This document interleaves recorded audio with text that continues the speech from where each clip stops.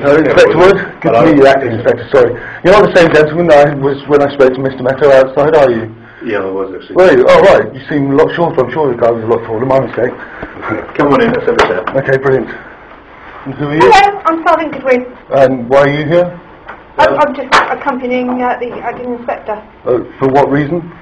So that I can come in and we can... Okay. It's normal practice. Well, last time I made a complaint, there wasn't anybody with a Peter. It's not a problem unless you've got a problem. Well, yeah, it was a bit of a surprise because Acting Inspector didn't mention that there was going to be anybody else here. I am recording this. No problem, sir. Mr. Kevill, what... Are you videoing it and tape recording it? I'm videoing you, sir. Okay, any particular reason why? For my own protection. Okay, well, what I intend to do is tape record the meeting. Fantastic. And I'll give you a copy of that at the end of it. Brilliant. I don't know if that makes you feel any better. Well, the good thing about tapes is that they're incorruptible, unlike certain authorities, like our government and such like that.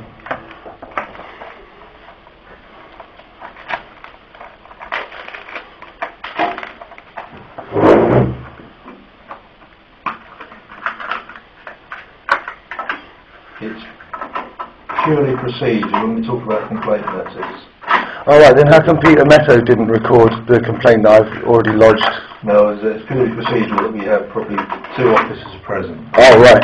Okay. Okay, how come Peter Meadow didn't have anybody with him? I can't answer for him. Can I complain about him not following procedure then? Well, let's get these tapes on, then we can talk, can't we? Because you just said there was procedure to have 2 people in when complaint. It's an option, right. Depending on how many officers you've got on duty and resources. Right, okay.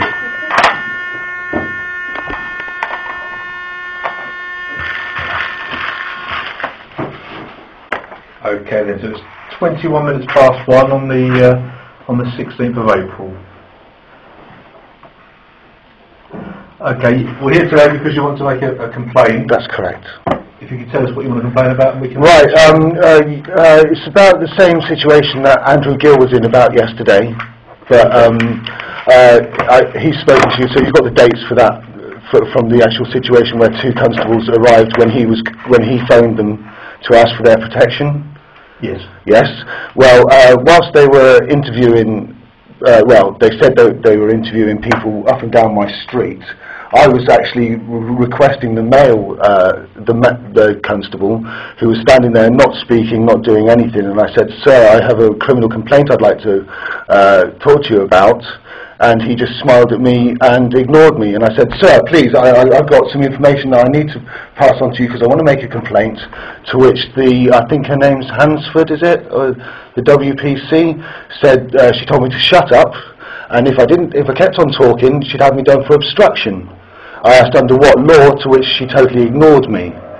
I just remained silent and I continued filming with my 2 cameras and my CCTV camera, which is on my front door, which records audio as well.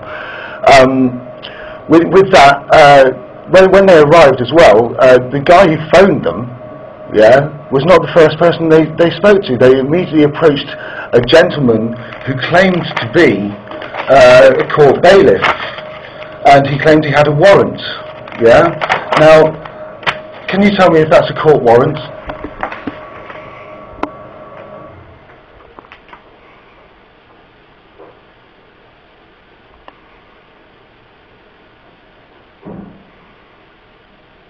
So I don't know, I'm not qualified to say, but it certainly looks as if it's a notice rather than a warrant. Yeah, well, it says notice on the front of it, and I know all about notices because I deal with notices quite a lot. I stand in common law, and I give notices to many, many authorities. There's one on my door which has removed implied consent to access without prior written signature, notarized signature.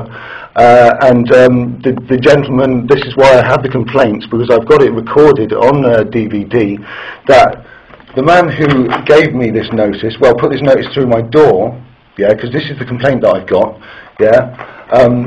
now, I've been brought up, just to put you in the picture, I've been brought up to not answer the door to anybody who will not provide ID.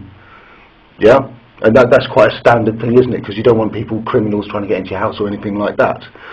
So, on my CCTV, I've got an intercom.